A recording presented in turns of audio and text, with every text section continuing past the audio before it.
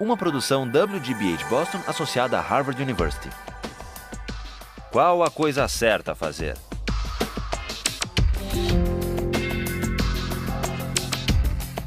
Justice, com Michal Sandel. Contratação militar. When we ended last time,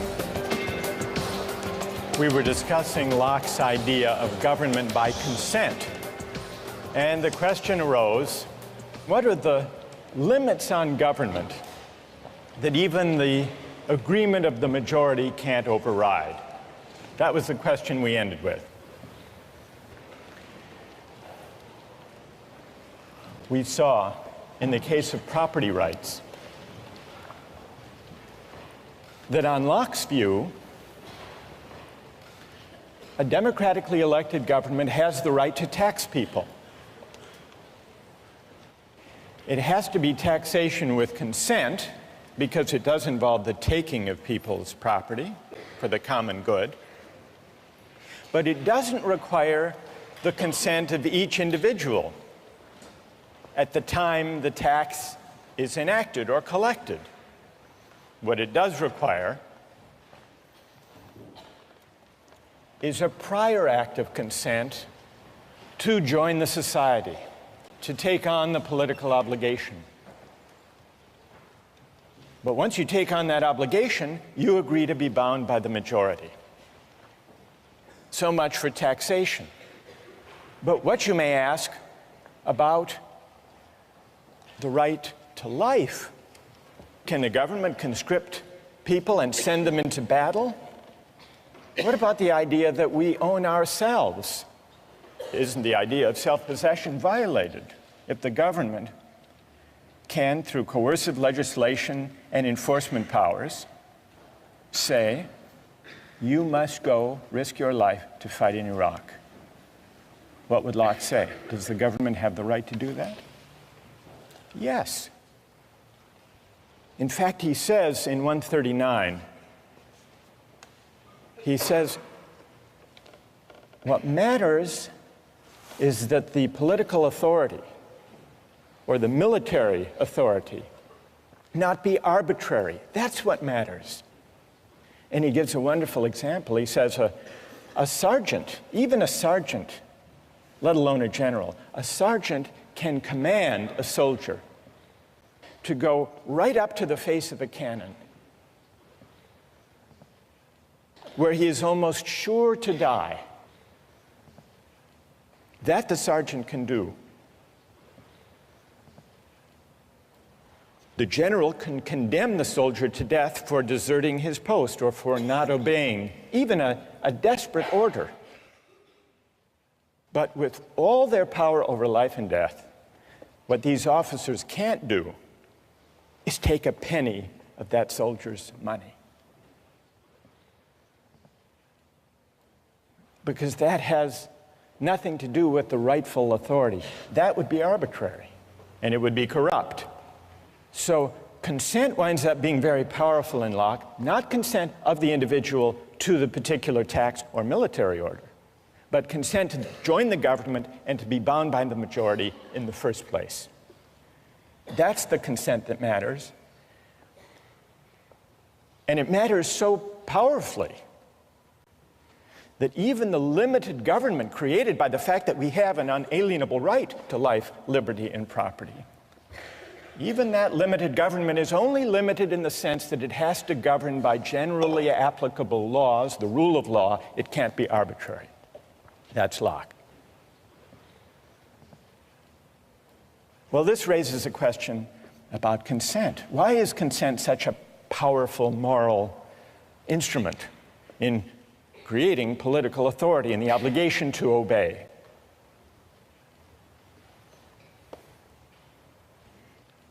Today, we begin to investigate the question of consent by looking at a concrete case, the case of military conscription. Now, some people say, if we have a fundamental right that arises from the idea that we own ourselves, it's a violation of that right for government to conscript citizens to go fight in wars. Others disagree. Others say that's a legitimate power of government, of democratically elected governments anyhow, and that we have an obligation to obey. Let's take the case of the United States fighting a war in Iraq. News accounts tell us that the military is having great difficulty meeting its recruitment targets. Consider 3 policies that the US government might undertake to deal with the fact that it's not achieving its recruiting targets. Solution number 1, increase the pay and benefits to attract a sufficient number of soldiers. Option number 2, shift to a system of military conscription. Have a lottery, and whosever numbers are drawn go to fight in Iraq. System number 3, outsource. Hire what traditionally have been called mercenaries. People around the world who are qualified, able to do the work, able to fight well, and who are willing to do it for the existing wage. So let's take a quick poll here. How many favor increasing the pay? Huge majority. How many favor going to conscription? 1, 2. All right, maybe a dozen people in the room favor conscription. What about the outsourcing solution?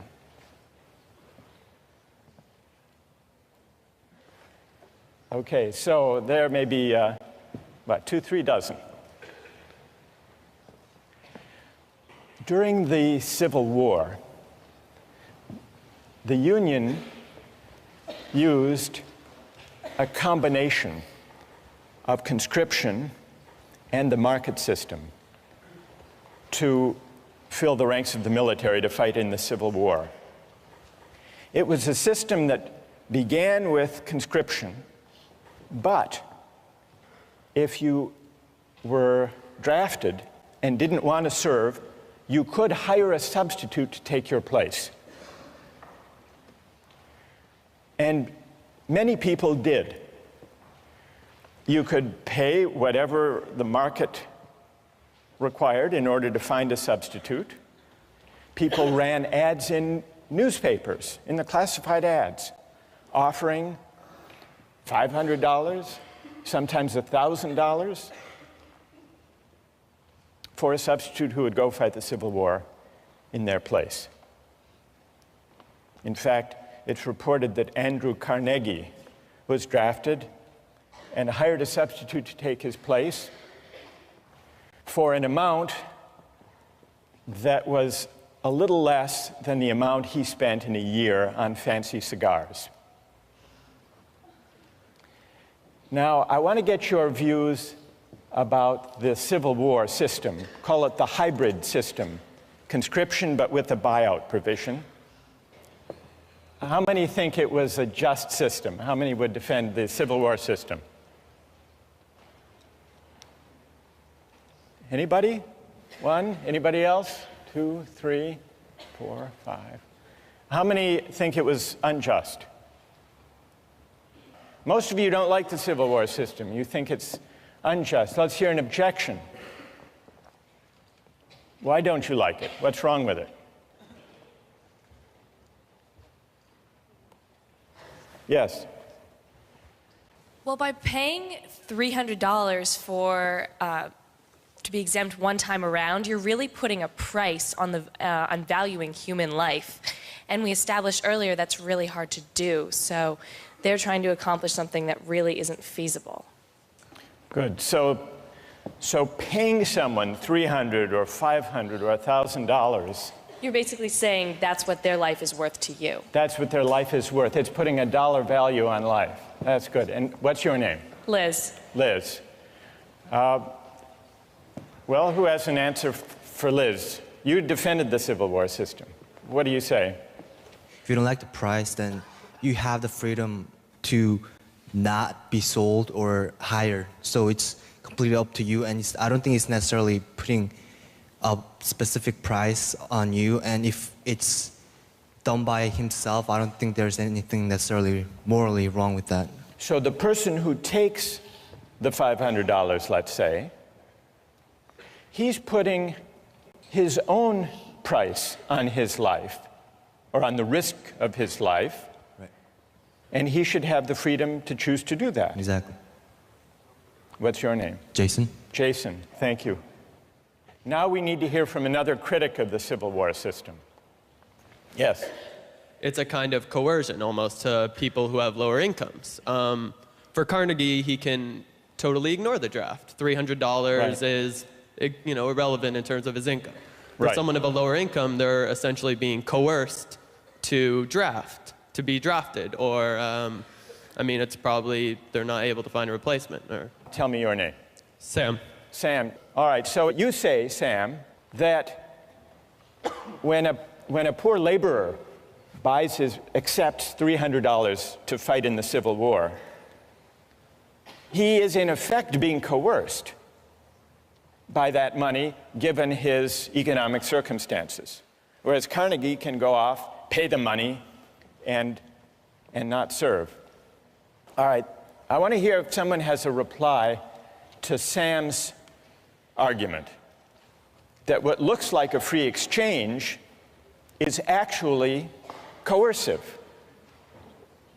Who has an answer to Sam? Go ahead. I'd actually agree with him in saying You that... agree with Sam? I agree with him in saying that it is coercion in the sense that it robs the individual of his ability to reason. Okay, and what's your name? Raul? All right, so Raul and Sam agree that what looks like a free exchange, free choice, voluntary act, is actually, it involves coercion. It's profound coercion of the worst kind because it falls so disproportionately upon one segment of the society. Good. All right. So Raul and Sam have made a powerful point. Who would like to reply? Who has an answer for Sam and Raul? Go ahead. I don't think that these drafting systems are really terribly different from, all volunteer army sort of recruiting strategies. The whole idea of, having benefits and pay for joining the army is, sort of a coercive strategy to get people to join. It is true that military volunteers come from disproportionately, lower economic status, and also, from certain regions of the country where you can use like the patriotism to try and coerce people to feel like it's the right thing to do to volunteer and go over to Iraq. And tell me your name. Emily. All right, Emily says, and Raul, you're going to have to reply to this, so get ready. Emily says, fair enough, there is a coercive element to the Civil War system when the laborer takes the place of Andrew Carnegie for $500. Emily concedes that. But she says, if that troubles you about the Civil War system, shouldn't that also trouble you about the volunteer army today? And before you answer, how did you vote on the first poll? Did you defend the volunteer army? I didn't vote. You didn't vote? No. By the way, you didn't vote. Did you sell your vote to the person sitting next to you? No. All right. So what would you say to that argument? I think that the circumstances are different in that there was conscription in the Civil War. There is no draft today. And I think that the volunteers for the Army today have a more profound sense of patriotism that is of an individual choice than those who were forced into the military in the Civil War. Somehow less coerced. Less coerced. Even though there is still inequality in American society, even though, as Emily points out, the makeup of the American military is not reflective of the population as a whole. Let's just do an experiment here.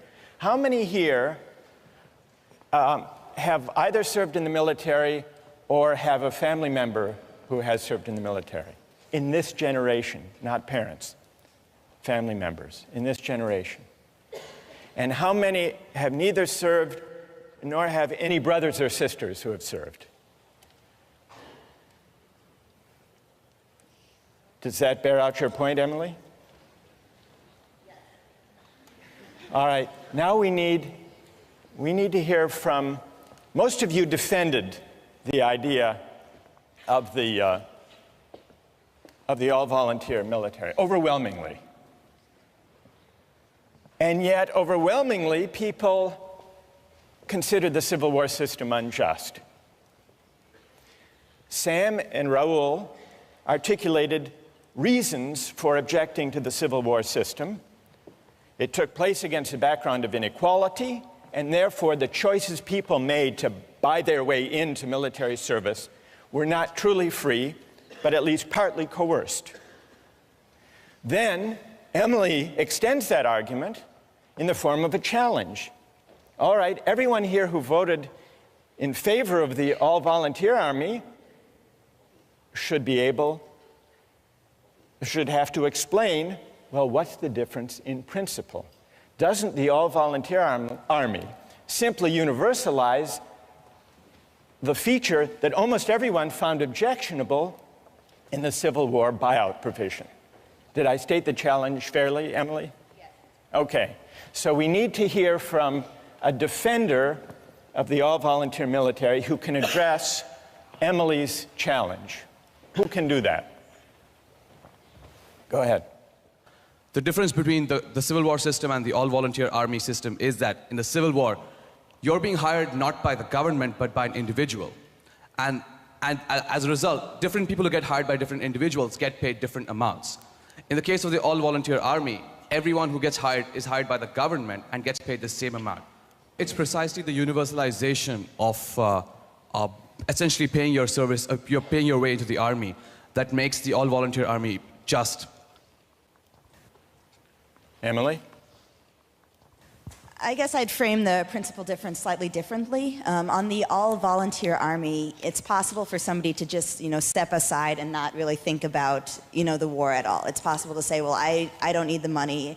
I don't need to have an opinion about this. I don't need to, feel obligated to take my part and defend my country. With a coercive system, with an explicit draft, then, there's the threat, at least, that every individual will have to make some sort of decision regarding military conscription, and perhaps in that way it's more equitable. It's true that Andrew Carnegie might not serve in any case, but in one he can completely step aside from it, and the other there's some level of responsibility.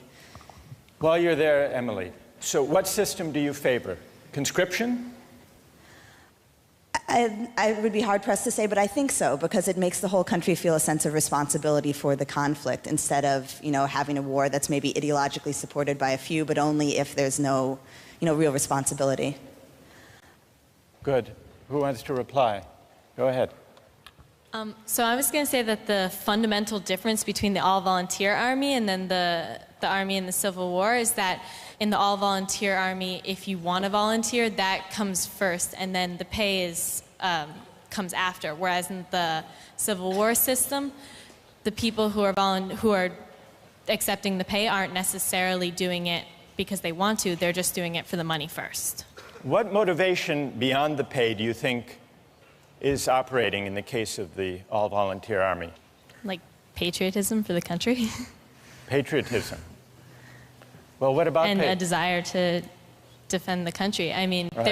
there is some motivation in pay, but the fact that it's first and foremost an all-volunteer army will motivate them first, I think, personally.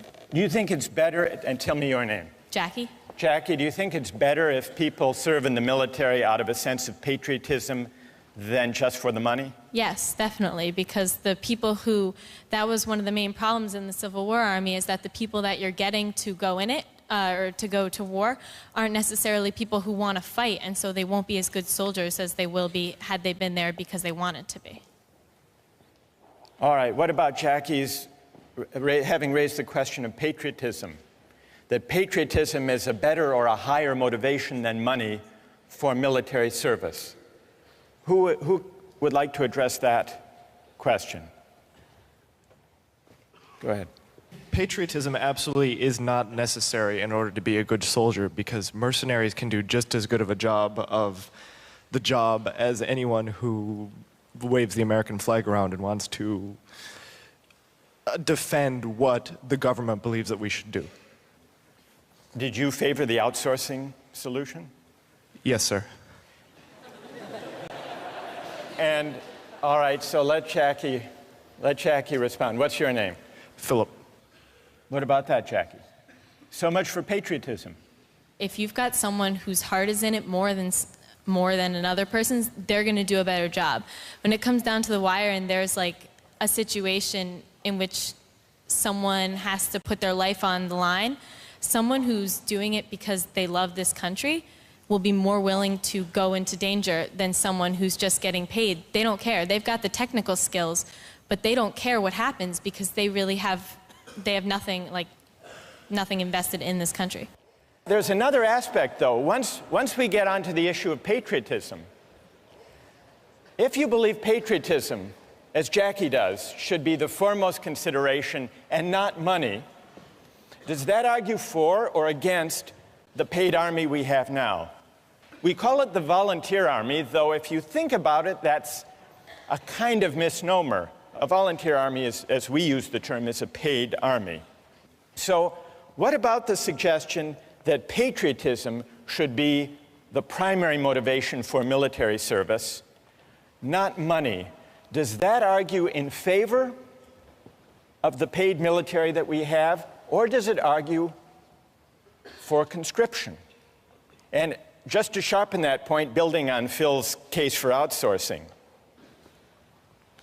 if you think that the all-volunteer army, the paid army, is best because it lets the market allocate positions according to people's preferences and willingness to serve for a certain wage, doesn't the logic that takes you from a system of conscription to the hybrid Civil War system, to the all-volunteer army, doesn't the idea of expanding freedom of choice in the market, doesn't that lead you all the way, if you follow that principle consistently, to a mercenary army? And then if you say no, Jackie says no, patriotism should count for something, doesn't that argue for going back to conscription, if by patriotism you mean a sense of civic obligation? Let's see if we can step back from the discussion that we've had and see what we've learned about consent as it applies to market exchange. We've really heard two arguments against the use of markets and exchange in the allocation of military service. One was the argument raised by Sam and Raoul, the argument about coercion. The objection that letting the market allocate military service may be unfair and may not even be free if there's severe inequality in the society, so that people who buy their way into military service are doing so not because they really want to, but because they have so few economic opportunities that that's their best choice. And Sam and Raoul say there's an element of coercion in that. That's one argument. Then there is a second objection to using the market to allocate military service. That's the idea that military service shouldn't be treated as just another job for pay because it's bound up with patriotism and civic obligation. This is a different argument from the argument about unfairness and inequality and coercion. It's an argument that suggests that maybe where civic obligations are concerned, we shouldn't allocate duties and rights by the market. Now, we've identified two broad objections. What do we need to know to assess those objections? To assess the first, the argument from coercion, inequality, and unfairness, Sam, we need to ask what inequalities in the background conditions of society undermine the freedom of choices people make to buy and sell their labor. Question number one. Question number two, to assess the civic obligation patriotism argument, we have to ask, what are the obligations of citizenship? Is military service one of them or not? What obligates us as citizens? What is the source of political obligation?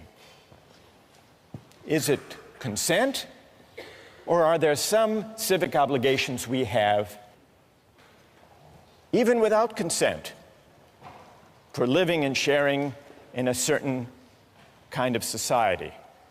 We haven't answered either of those questions, but our debate today about the Civil War system and the all-volunteer army has at least raised them, and those are questions we're going to return to in the coming weeks.